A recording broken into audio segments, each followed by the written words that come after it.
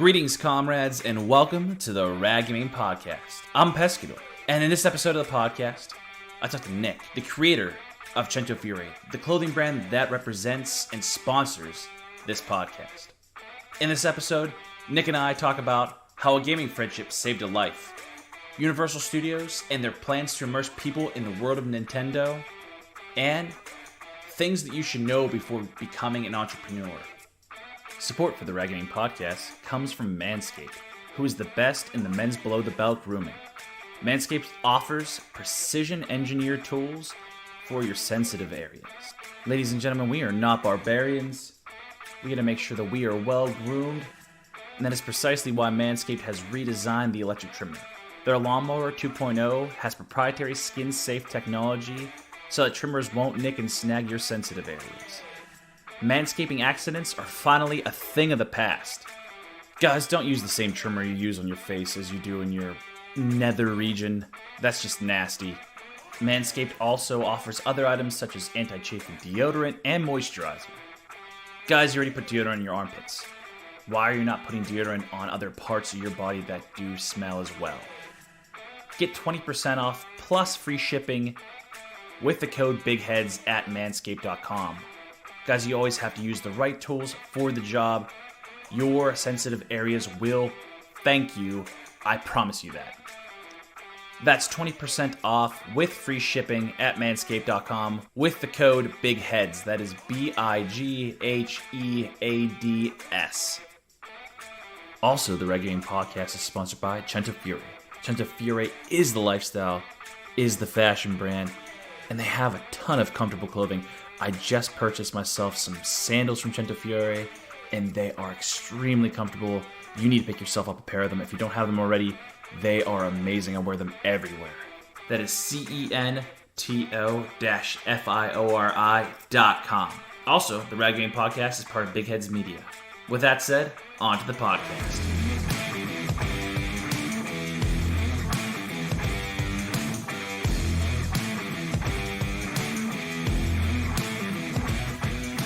So, Nick, are you watching The Witcher on Netflix?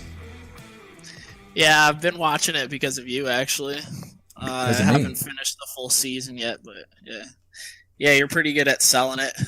Dude, I got in depth in the games, but I didn't really see how they can pull this one off, to be honest. But they did a pretty good job. Do you like it so far? Well, two things. First thing is I'm actually watching it in Spanish, so like half the time I don't know what's going on. It's like I'm trying to use it to help me learn Spanish. Yeah. So yeah, I mean, shows like this, I really don't care that much about the storylines anyways. Like when it comes to Game of Thrones, I could never really get into like the dialogue parts of it, so I'm kind of just like always looking forward to just seeing a ton of magic and seeing a ton of like people slaying dragons and stuff. But honestly, I haven't seen like a whole lot of action so far. When you first pitched it to me, you were telling me that there's like a ton of like heads flying and this and that, but like it's really only happened a few times so far. The first episode kind of like blew me away. I'm on like episode 6 though. Well, yeah, like at the beginning of the first episode when he's fighting that monster, which that's not really like a spoiler alert because as soon as you watch the show, like you're gonna. It's the first thing you see, yeah. Yeah, so I mean, he fights a ton of monsters, really cool. so that part was really cool. But since then, I feel like there hasn't been a whole lot of action. There has been some, but not as much as I expected. Yeah. But I feel like once I reach the conclusion to the season, I'll be satisfied. I'm sure. Is there any like series that you're watching on Netflix that you actually enjoy? I really don't watch too much Netflix anymore. I'm a big YouTube guy these days. Oh, you have YouTube TV or just watch like actual YouTube like videos? Yeah, I just watch YouTube videos. Did you who do you watch on YouTube? There's not really anyone specifically that I follow. I was watching a lot of Joe Rogan for a while. Yeah. But it's gotten to the point where like I'm just like he just keeps repeating like the same rants that I've heard like over and over and over again. So I can only hear so many times about how great it is to be keto. So like I'm kind of like taking a break from Joe Rogan at this point. Yeah. But aside from that, I've been getting real into guitar. So I've been watching this guitar YouTube channel recently. Yeah. And I've been watching a lot of people that go over tips and strategies for the new Call of Duty Modern Warfare and League of Legends, trying to learn more about builds and different strategies. Oh man, you get into League again. I know they're in season 10 right now. They just started it. Yeah, I mean, I never got out of League. I've always been like real into League. That's just my game that I play when I want to play with like you and Herb or whoever else gets on. Yeah. So that way I play like all my other games when you guys aren't on. Is there a certain character that you really enjoy playing League of Legends? Or a super Titan character, I guess you could say? I'm still trying to figure out who my favorite character is. Like I just like trying them all out, and eventually I'll come to the conclusion, but I'm not sure yet. Yeah. I enjoy League. I know that they added a new character. He's like a brawler. I can't remember his name. It's escaping me right now for some reason, but I know he fights with his fists, and he does like a suplex as his like alt, which is crazy. It's supposed to do some like AoE attack to everyone around him that takes the, from what I remember, it takes the individual's health that you slam on the ground. So if you take a tank that has 4,000 health, it's going to do 4,000 damage to everyone around you, which is crazy because if there's like a person that has 2,000 health around you and you suplex them right next to him, I mean, that person's gone. Yeah, I'm the type of person, I don't like to I don't like video games that are too complicated, so I kind of just like playing League of Legends without really thinking too much about builds and do I have like the meta character or whatever, like the meta strategy. But like as I've been playing more and more with you and Spencer, like you guys are kind of like teaching me that stuff is important. So lately I've been putting more of an effort to like figuring that stuff out, so that way I can like keep up with you guys, because I'm sure it will make it more fun if I do like catch on to that type of stuff a little bit more, but sometimes I just don't feel like thinking about all that extra stuff. Like I just like playing the game, and I don't like worrying about that stuff, and I don't like how that like makes the difference between like if some people win or some people lose. For me, I always prefer games that are just like about like skill in the moment instead of like necessarily strategizing your whole like your whole class or your whole character. Like that's why I loved Halo 2, because that was purely about skill. Like everyone, like if you had a good aim with your sniper, then you destroyed. If you didn't, then but these days all the new video games have so much extra stuff to them that it's kind of like, I don't know, I miss the old days. Yeah, no, I started playing. Did you ever hear of Escape from Turok? Oh my gosh, Torvok. Sorry. Nah, haven't heard of that. So Escape from Torvok is a game. It's kind of like DayZ almost. So you get a character, your main character, and you have a scavenger character.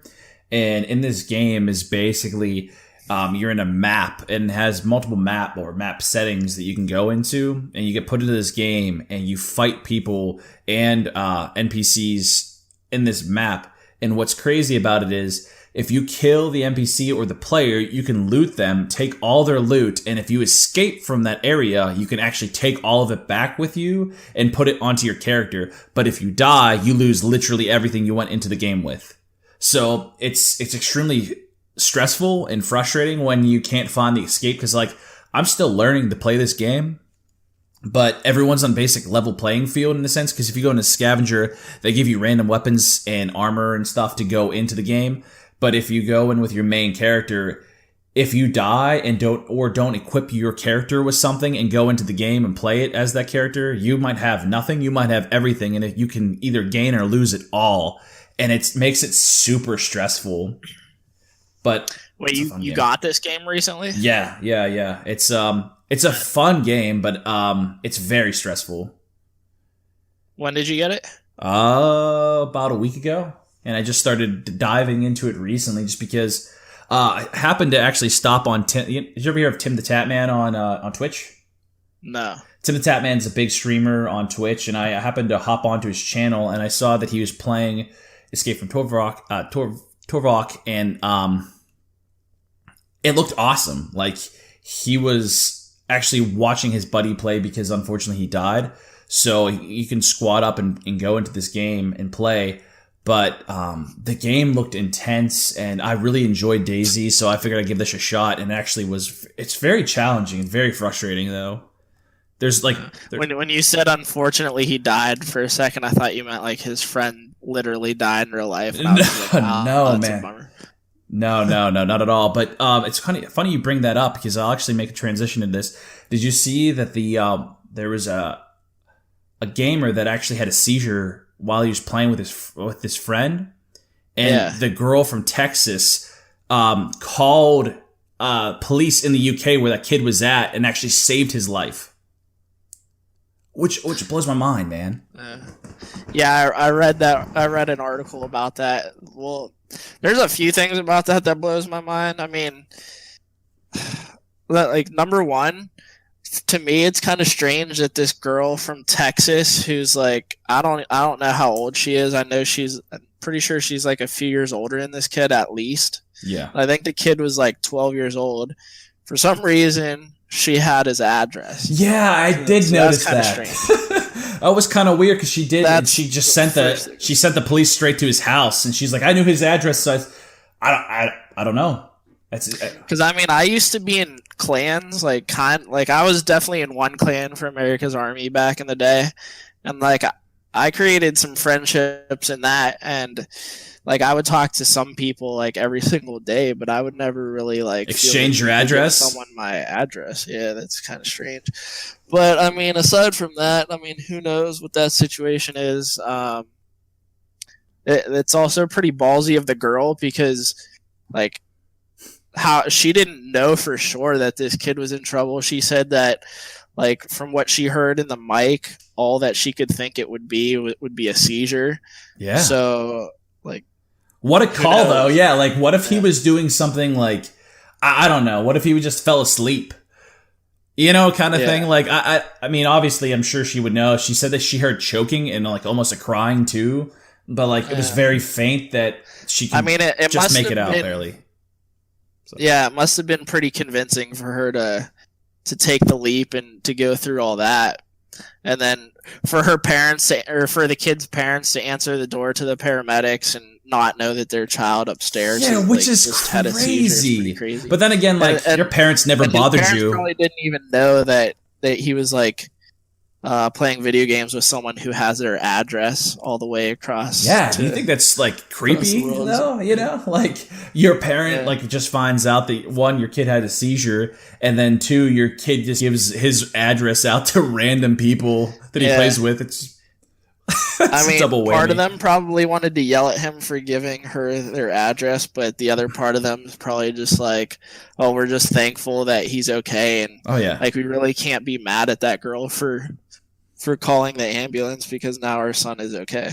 Yeah, no, it's crazy that the parents had no idea. She saved his life, and the paramedics just got to him just in time. So he's doing all right apparently. So, but I guess that's like about as opposite of a SWAT as you could think of. Remember when kids were doing SWATs all the time? Yeah, I do. And I remember I actually read an article again, and I thought it was current news a while back, but like someone died because of a SWAT incident, and they actually they ended up getting killed because of the SWAT they had pulled onto like on a stream. Have you heard of any SWAT since then?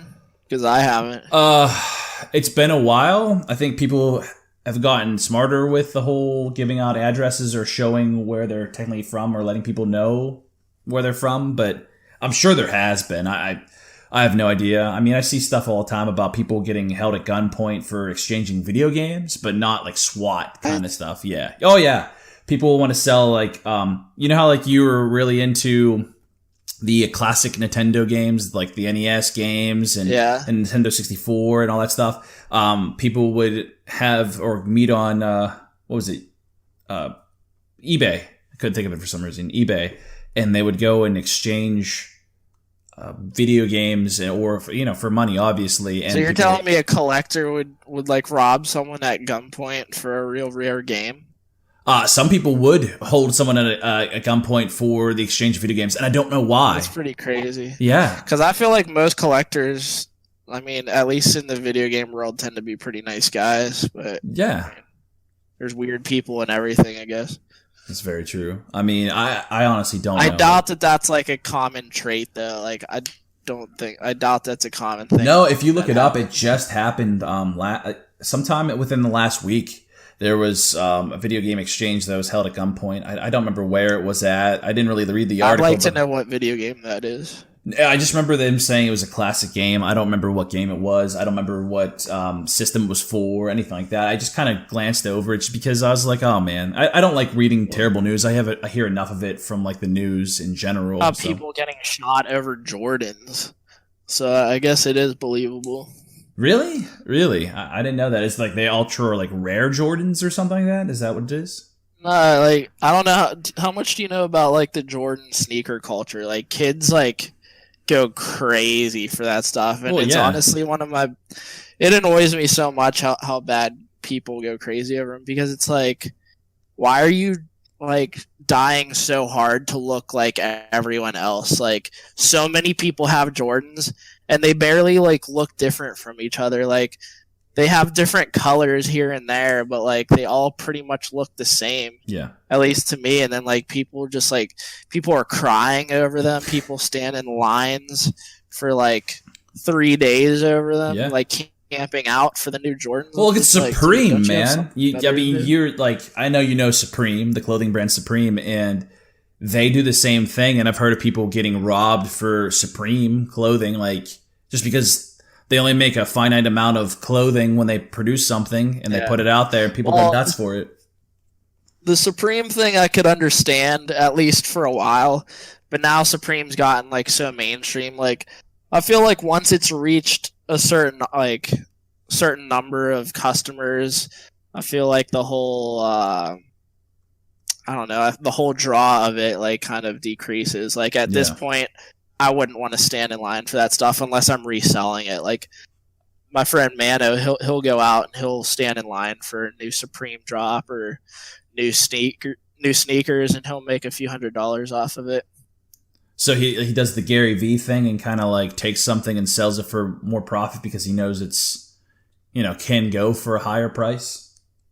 Yeah. Yep. Oh man. So the reselling market, some people make livings off that. Yeah. I mean like, what is it? The Amazon, they purchase like wholesale items on some site, and then they sell it on Amazon, obviously individually, and they make a ton of money or a ton of profit over time. So, yeah. Dude, I mean, you're an entrepreneur and you make clothing, man. Why don't you, give some people some insight about that and how that goes? Like what specifically, like, well, what exactly do you want to know? So you've been dealing with a clothing brand for a long time. How did you, why did you start doing this, and what made you want to do it? Well, I mean, I've known from a very early age that I never wanted to work for someone else. I mean, especially a large corporation where like basically my boss, like the CEO, like the boss of all bosses in the company, has no clue who I am. He's probably never seen my name. Like if he saw me in the hall, like probably has never seen me before, like knows nothing about me, you know what I mean? Like, I just don't like that. I feel like if I'm going to be working in a company, I should like know everyone that's important there for sure. And I mean, not even everyone that's important, but just like everyone in the company. Like to me, a company should kind of be like a family. So I like smaller companies. And then on top of that, I mean, I don't know, my dad, he's an entrepreneur, so that's just always been a part of my life. Like I've always seen that as an option, as an opportunity for me. Like I saw my dad, he was able to do it, so I've always believed that I could do it. And I haven't gotten where I want to be just yet, but I'm definitely making strides to getting there. So I know that when being an entrepreneur, there can be some pretty terrible moments in an entrepreneur's life, and what I mean by that is there can be a lot of things that can really demotivate you from continuing to press on and make the product or do whatever you're trying to or aspiring to do. Like, have you faced any of those moments, and what did you do to overcome those moments? Oh yeah, I face all those moments all the time. Like I mean, one of the things that happened in my first business, and not to like call them out too hard or anything, but like eventually it just got to the point where my partner in the business, there was just bad communication between the two of us, and I had certain ambitions and goals and expectations of our business, and like we just didn't see eye to eye with everything, so things just kind of got frustrating. Like I'd ask him to do something and it wouldn't get done in time or get done the way that it was supposed to get done. So that was a big demotivating factor when you feel like you're trying really hard, but like you're kind of depending on someone to do something and it just doesn't happen. Yeah. So that's like a big thing. When you like, if you're going to start a business, I would definitely advise against starting like a business as a partnership unless there's some like very specific reason that you need that person as a partner. But if they're really like not offering any value to the business other than like you don't want to do it alone, you want someone to be there with you, like that's not a good enough reason in my book. I mean, any entrepreneur would tell you that partnerships are tough, even if it's like family or if it's friends. Those can even be worse sometimes, because sometimes that could cause you to lose a relationship that you used to value, and through trying to run a business you end up hating each other.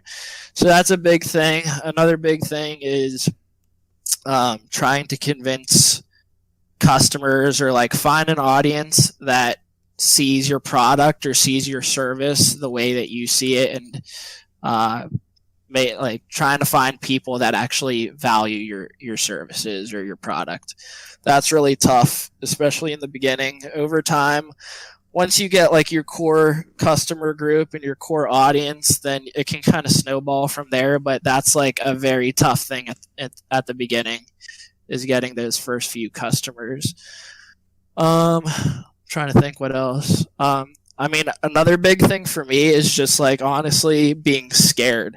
Like it is a lot more scary to be an entrepreneur than people realize. Like, and that's why a lot of people out there who claim that they're an entrepreneur, who they claim that they want to start a business, like if you look at what they've done and like what they're currently doing, like how big of a leap did they really take? Like how much of an investment did they make? A lot of people are just kind of starting businesses like on the side, and like that's fine if you do it on the side, but if you do it on the side, you still have to dedicate a ton of time and a ton of effort to it. And a lot of people aren't willing to put forth the effort or the time, or especially the money. The money is a big thing, and when you're putting a ton of money into it, that makes it very scary, because at that point, like you're risking a lot, you know what I mean? Like no one wants to lose thousands of dollars or tens of thousands of dollars, and you're putting yourself at risk if you're putting your own money in. And if you're not putting your own money in, it's also kind of scary, potentially losing the money that like friends or family are putting in as a favor to you, or whoever it is, even the bank. Like no matter who it is, anytime you're getting an investment of money and putting it into the business, that means it's real, and that means that it's go time, and you really have to step it up a notch. So, I mean, you can tell the difference between a serious entrepreneur and someone who's not that serious by the amount of money that they're willing to risk and the amount of time that they're willing to put into it. I mean, has there ever been a time that you've just wanted to kind of just give up and just throw in the towel? Yeah, I mean, I kind of did it for a little bit after I ended my last brand with that partner that I was just talking about. I took about like a year and a half, maybe 2 years off. And I was just like, all right, like I've been working on this for a long time. I mean, I got it pretty far, but the last few years were really frustrating, and it was very difficult to take it to the next level.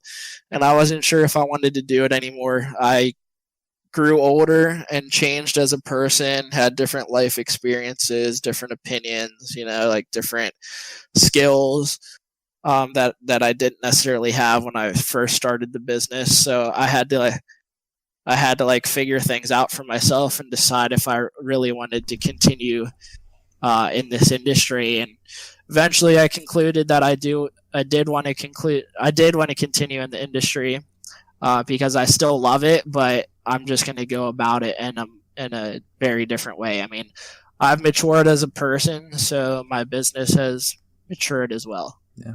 And aside from that, like I said before, it's very tough sometimes at the beginning, especially as a clothing brand, to develop an audience and to grow customers and to grow sales.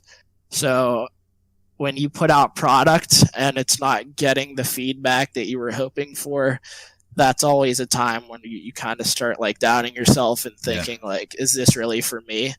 But if you really want it and you really believe in it, you just got to keep pushing and pushing until it gets there, until it gets to where it needs to be. But you also have to be a practical person and be able to determine like when it's time to call it quits, because just because you keep pushing and pushing and pushing doesn't mean that it's going to happen, because it's not meant to happen for everyone. Some people have bad taste. Some people don't have the talent or the ability that they thought that they did, and they need to like come to the realization that they don't have that, or maybe their talents are elsewhere, you know? So it's not always wise to give people the advice to just like keep going and going and going, because some people, no matter how hard they try, and they try very hard, like for example, I know of a few rappers in Pittsburgh who have never given up over the past like 10 years. Like they've been rapping since they were in high school, and they've been going pretty hard, like putting a good investment into it and putting out albums like at least once a year, mixtapes, whatever, doing shows. And like they really don't have that much to show for. Like their fan base hasn't grown that much. So, and now they're getting older and they have responsibilities. Some of them have kids, and it's like, all right, dude, like when are you going to give up that dream? Like eventually it has to come time to like to the point where you have to let go, and you have to grow up and realize like what your life is and try to figure something else out. And that's true. I mean, some people don't have the talent that they wish they did have.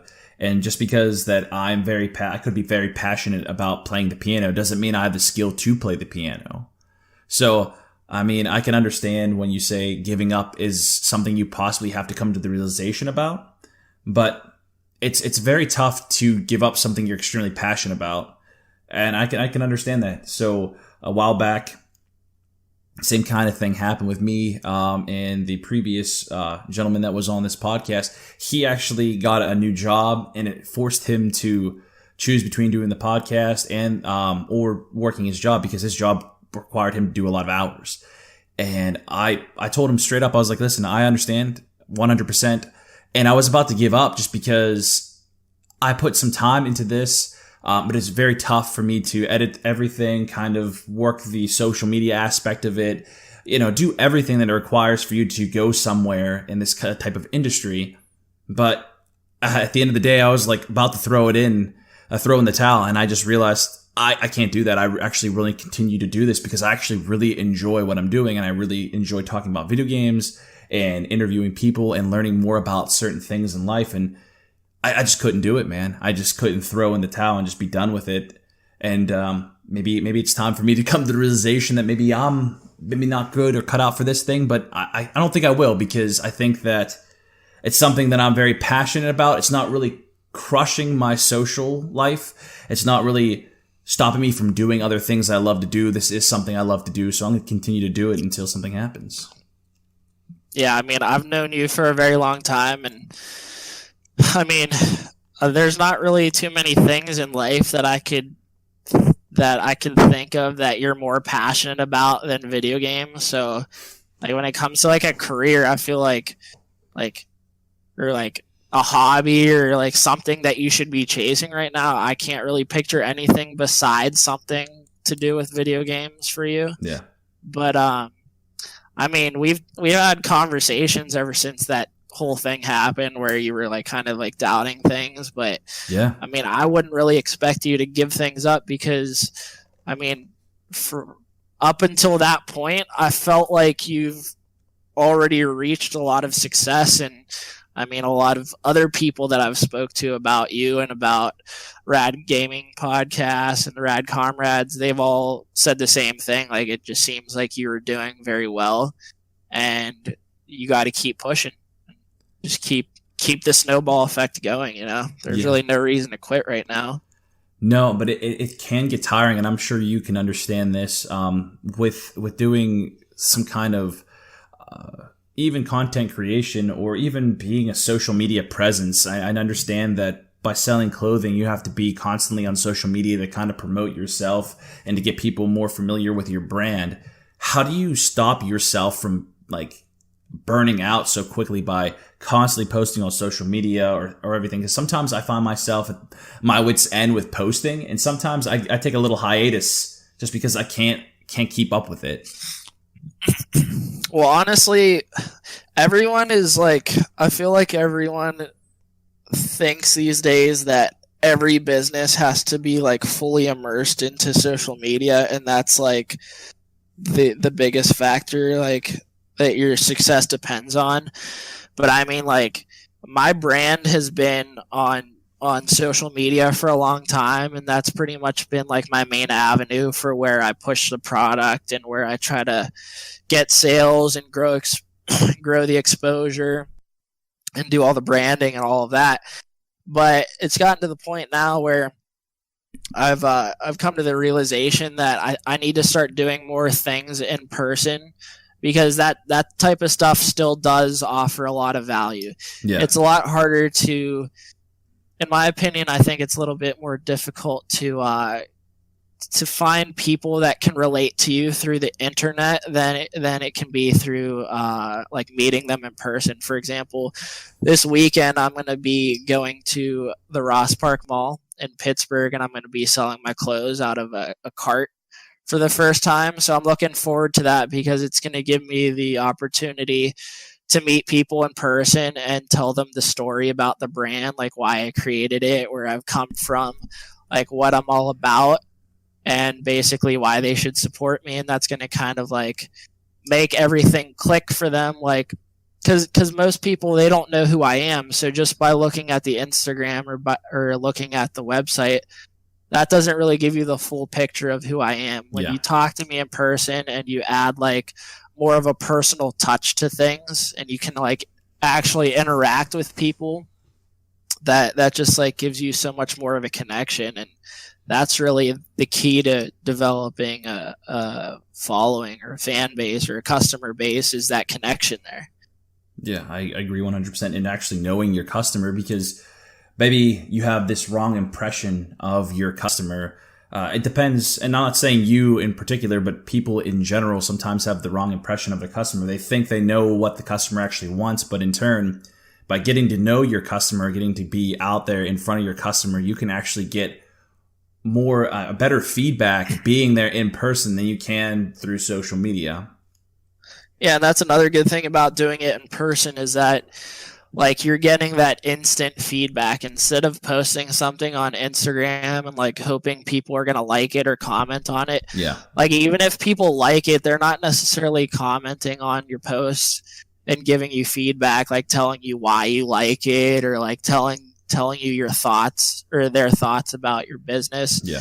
When you do it in person, like you can actually ask them questions. You see them in person and you can ask them for feedback. Whereas like on social media, depending on how you're branding yourself, like for me personally as a clothing brand, it's not really like the best look to like be in the comments and be asking each like individual person like, oh, do you like this shirt? Like, how do you feel about this, that?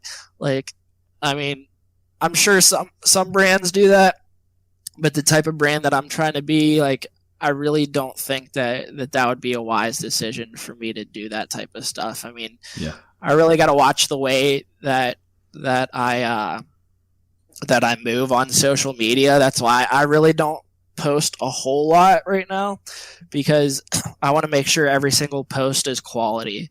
And if I don't have something to post that is quality, I'm not going to just to post. And yeah, I think a lot of people do that. So I have to find something that I can post regularly without without it like ruining the image of the brand. Yeah, and sometimes that's hard because you feel if you don't post frequently, you become irrelevant.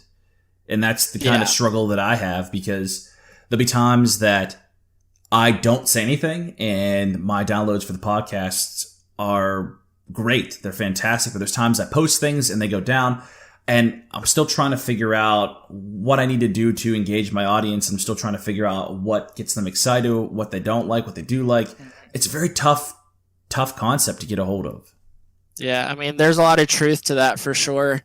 Like especially for like YouTube content creators and Instagram celebrities, like people like that definitely is a thing where it's like, if you're not posting regularly, you become irrelevant. But there are certain things, certain like avenues that people could go down where that's not really the case. For example, look at Post Malone. Post Malone's music speaks for itself. He doesn't need to be posting every single day.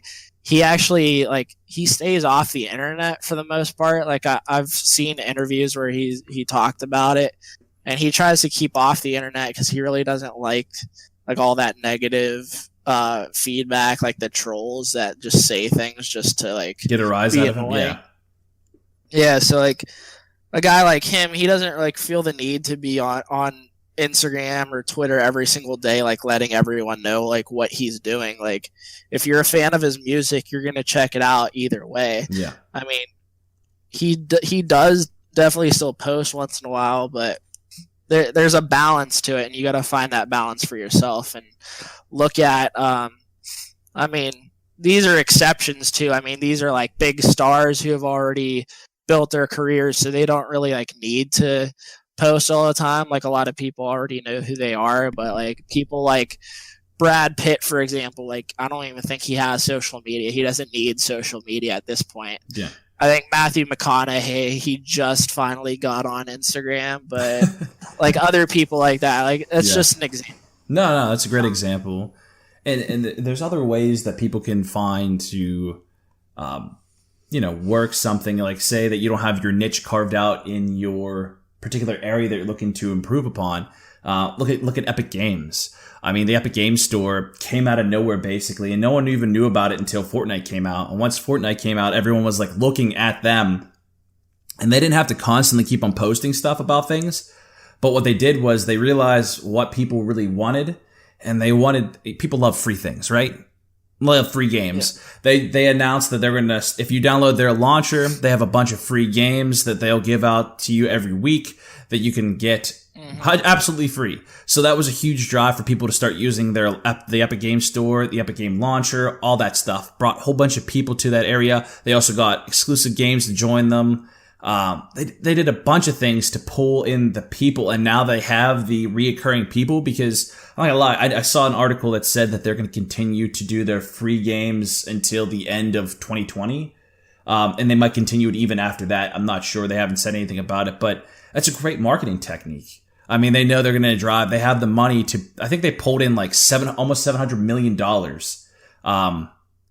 to this day, which is ridiculous, but they still keep on giving free games because they know that drives people to their store. Are the other games any good though? Well, it depends. I haven't heard too much about their other games. You mean the free games or the exclusive games, or what are you talking about? Yeah, the free games.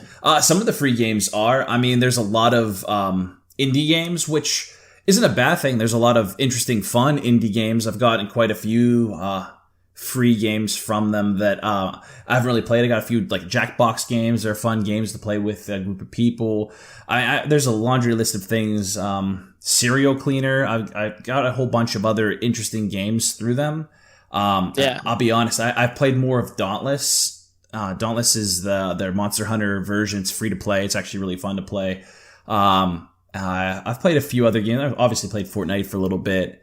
But you should get back into it because I just got a Nintendo Switch recently. Yeah, and I downloaded Fortnite on it because I feel like that's just gonna be like a fun game to play when I'm like anywhere, like I'm in a hotel or I'm at someone else's house and I just like feel like playing a game. Because it's really mindless in a sense. I mean, you could just hop in, play a few rounds, and be done with it. You don't have to invest time and effort into it.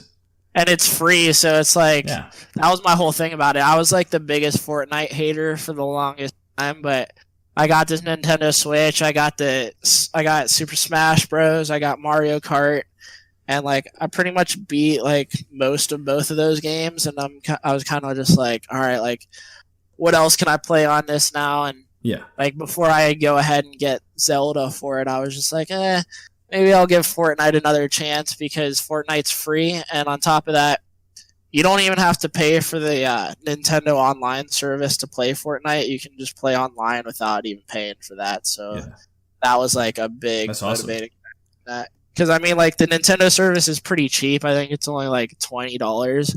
So I'm definitely going to be getting that. Huh? Is that for the year? $20 for the year? Yeah. Wow, that's really cheap.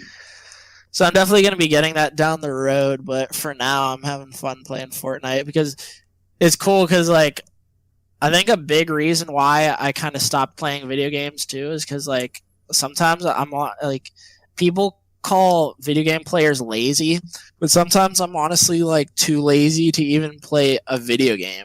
So like this makes it so much easier to be lazy and play video games because I can just be in my bed like right before I go to sleep. Yeah, and I can just play the Nintendo Switch Fortnite online in my bed like right as I'm about to pass out. Yeah.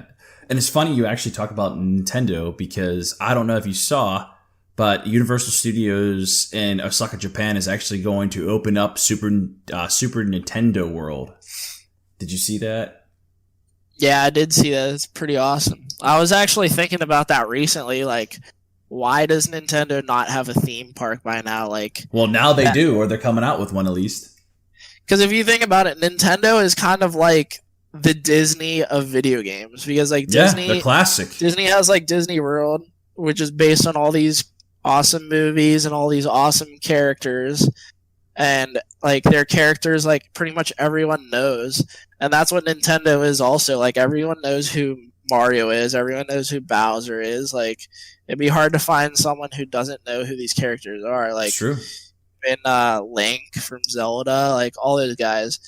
So it only makes sense. I mean, that's definitely a place that I would rather go to Nintendo World than Disney World at this point. Yeah, I mean, I'm not huge for theme parks, but this sounds awesome. It said that they're trying to blend the physical world in video games and allow guests to feel that they're playing inside their favorite Nintendo game. So they're going to pull aspects of like Nintendo games into this world, which is actually really sick. And apparently the visitors can wear some, I think it's a power-up band, which gives them like a virtual experience of Mario's Mushroom Kingdom.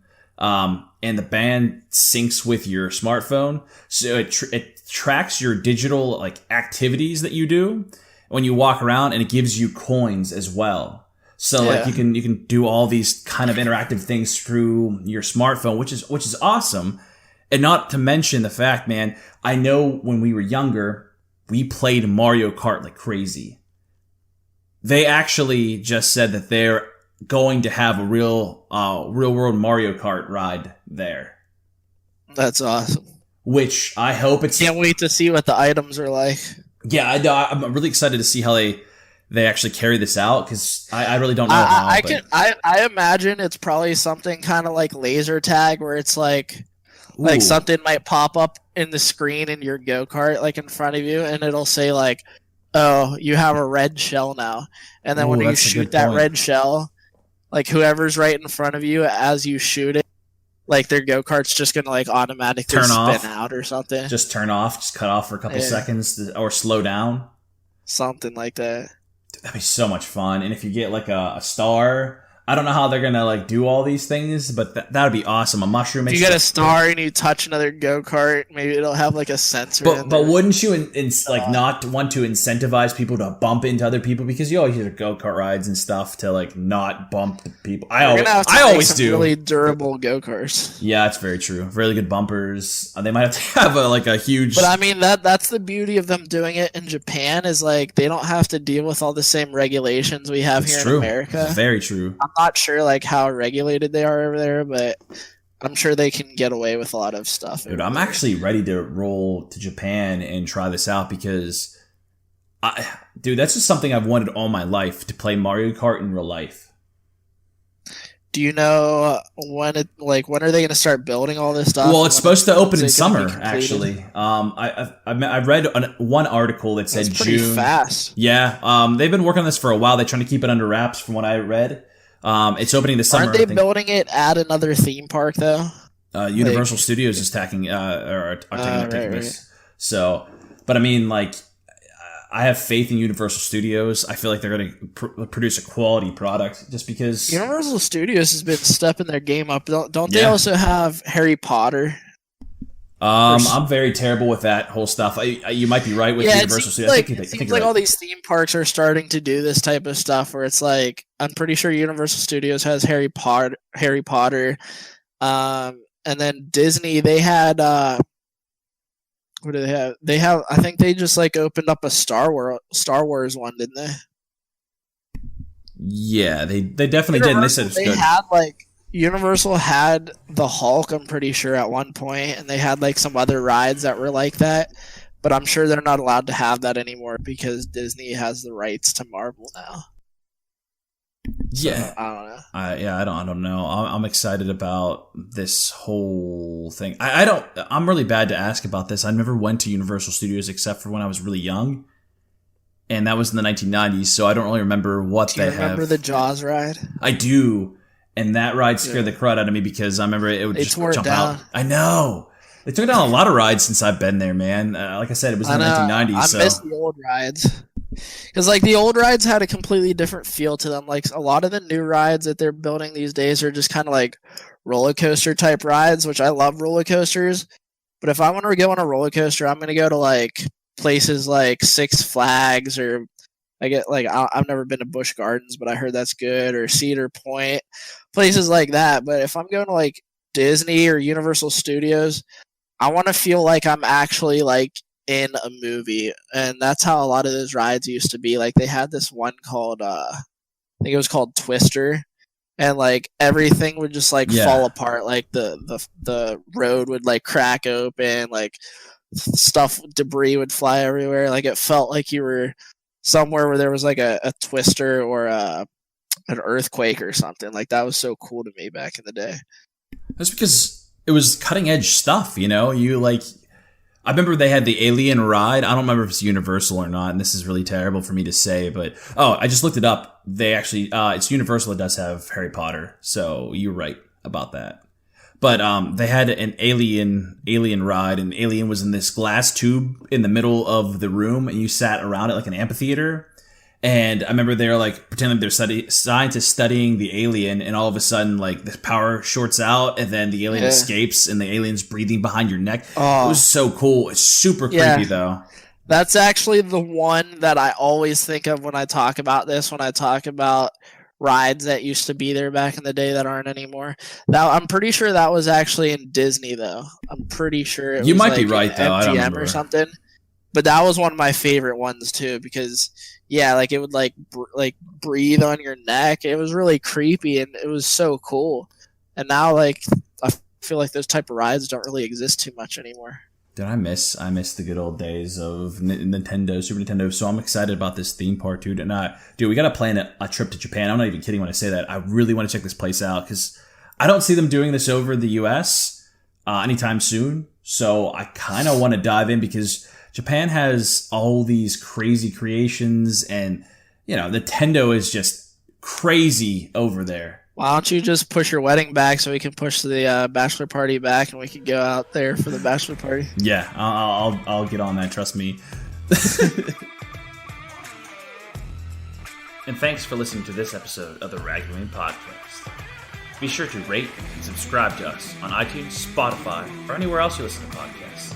I release a new episode every Wednesday. And as always, stay rad, comrades.